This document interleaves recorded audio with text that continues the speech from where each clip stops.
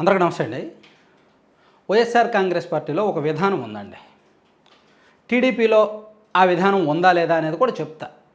So TDP, Janasena, వైసీపీలో ఆ విధానం ఏమిటంటే, ఇప్పుడు రాష్ట్రంలో ఒక రాజకీయ సంఘటన ఉంటుంది. ఫర్ ఎగ్జాంపుల్, ఒక చోట ఎక్కడో పొలిటికల్గా ఒక అరెస్ట్ జరిగింది, లేదా పోలీసులు ఎవరి మీద ఒక కేసు నమోదు చేశారు, లేదా ఎక్కడో ఒక దళితుల సామాజిక బహిష్కరణ జరిగింది, లేదా ఏదో ఒకటి జరిగింది, ఒక ఇన్సిడెంట్, పొలిటికల్ రిలేటెడ్ ఇన్సిడెంట్.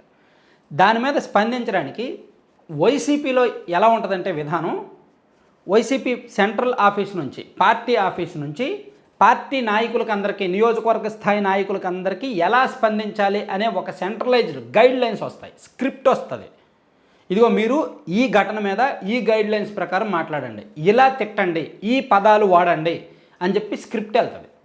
అందులో పర్టికులర్గా కొంతమందికి ఇదిగో పలానా కేసులో మీరు మాట్లాడండి, మీరు ఇక్కడ ప్రెస్ మీట్ పెట్టి ఇలా మాట్లాడండి, మీరు ఇక్కడ ప్రెస్ మీట్ పెట్టి ఇలా చెప్పండి, ఇలా తిట్టండి అని చెప్పి గైడ్ లైన్స్ వెళ్తాయి, స్క్రిప్ట్ వెళ్తుంది. ఆ స్క్రిప్ట్ ఎవరైతే పక్కాగా ఫాలో అయ్యి మీడియాతో మాట్లాడతారో వాళ్ళు పార్టీ పెద్దల దృష్టిలో పడతారు, వారికి మార్కులు పడతాయి, వాళ్ళకి పదవులు, ప్రమోషన్లు ఉంటాయన్నమాట.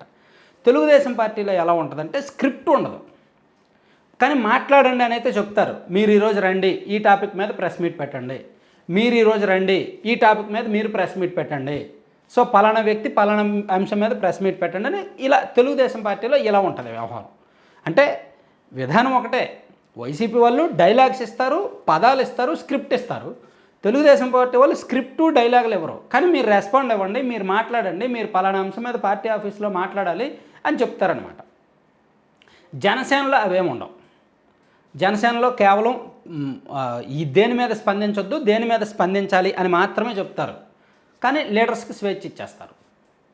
అయితే ఇదంతా నేను ఎందుకు చెప్తున్నానంటే, రీసెంట్గా వైసీపీలో ఈ విధానం వల్లే చాలామంది దెబ్బతిన్నారు. ఇప్పుడు వల్లభనేని వంశీ కావచ్చు, అండ్ కొడాలి నాని కావచ్చు, జోగి రమేష్ కావచ్చు, ఇంకా ఈ చాలామంది ఉన్నారు.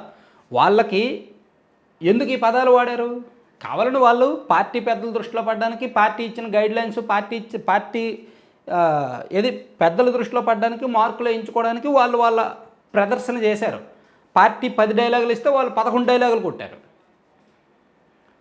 సో దాంతో ఈ చిక్కుల్లో పడ్డారు.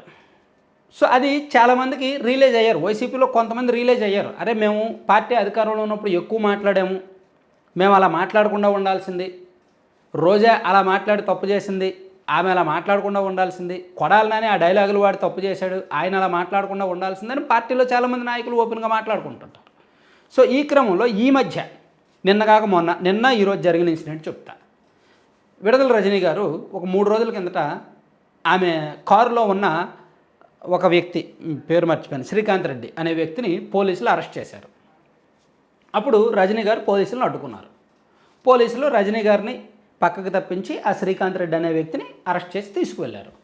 అప్పుడు రజనీ గారికి పోలీసులకి కొంత వాగ్వాదం జరిగింది.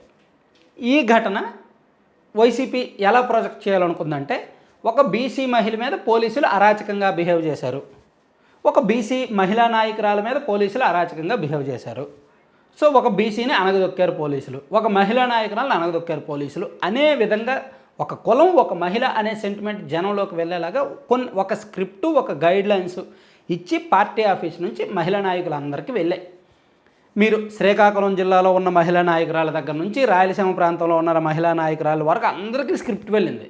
మీరు విడుదల రజనీ గారి ఇష్యూ మీద మాట్లాడండి, మీరు విడుదల రజనీ గారి ఇష్యూ మీద మాట్లాడండి, మీరు విడుదల రజనీ గారి ఇష్యూ మీద మాట్లాడండి, పోలీసులను టార్గెట్ చేయండి, ప్రభుత్వాన్ని టార్గెట్ చేయండి, పలానాలను తిట్టండి అని. ఒక్క నాయకురాలు కూడా మాట్లాడలేదు. ఎందుకంటే తప్పే కదా. అక్కడ మోసం చేసిన కేసులో నిందితుడిని కారులో ఎందుకు ఎక్కించుకోవాలి, ఆమె ఎందుకు పోలీసులను అడ్డుకోవాలి? సో ఇక్కడ ఇలాంటివి పార్టీ అధికారంలో ఉన్నప్పుడు చేసే మనం దెబ్బతిన్నాము, ఇప్పుడు మళ్ళీ ఇదే ఎందుకు మాట్లాడమంటున్నారు అని చెప్పి ఎవరు ఆ విషయంలో మీద ప్రెస్ మీట్ పెట్టలే. సో ఫస్ట్ టైం వైసీపీలో ఒక స్క్రిప్ట్ మేము ఫాలో అవ్వం, మాకు వద్దు, మీరు ఇలా చేసే పార్టీని దెబ్బతీశారని చెప్పి చాలామంది మహిళా నాయకులు, నేను ఇది చాలా కన్ఫర్మ్డ్గా ఒక 2-3 ఆ స్థాయి మహిళా నాయకురాలతో మాట్లాడిన తర్వాత నేను ఈ వీడియో చేస్తున్నానంటే అర్థం చేసుకోండి ఎంత దారుణంగా అంతర్గతంగా పరిస్థితి ఉంది అనేది. అంటే వాళ్ళ రాజకీయ విధానం మారట్లా, పార్టీ ఆఫీస్ నుంచో లేదంటే పిఆర్ టీం కావచ్చు, ఎవరో సంథింగ్.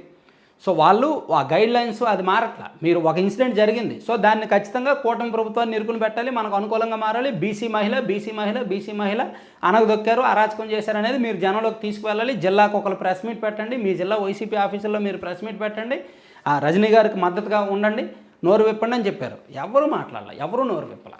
చివరికి కొంతమంది ఎదురు ప్రశ్నించారంట, సార్ ఎందుకు సార్ ఇది మాకు ఇస్తారు, ఆల్రెడీ అక్కడ తప్పు కనిపిస్తుంది కదా, సో ఆమె కోసం మేము ఎందుకు మాట్లాడాలి, ఆమె పార్టీలోకి ఏమైనా మొదటి నుంచి వచ్చారా, సో ఆమె పైగా పార్టీలో ఉన్నప్పుడు ఏమైనా ఆమెకు పదవి ఇచ్చారు, ప్రయారిటీ ఇచ్చారు, అన్నీ బాగానే చూసుకున్నారు కదా, సో ఇప్పుడు ఆమెకు మద్దతుగా మాకెందుకు మాట్లాడమంటున్నారు, ఆమె స్థాయి పెద్దది కదా, ఆమె చూసుకుంటారు, ఆమె ఒకవేళ చిన్న స్థాయి, ఆమె డీల్ చేసుకోలేరు, ఆమె ఇబ్బందుల్లో ఉన్నారు అనుకుంటే మేము అందరం ఆమెకు సపోర్ట్గా మాట్లాడతాము అని చెప్పి అంటున్నారంట కొంతమంది లీడర్స్. ఇట్లా వైసీపీలో ఒక విధానం పట్ల ఫస్ట్ టైం ఆలోచన పెరిగింది, తిరుగుబాటు వచ్చింది అనుకోవచ్చు.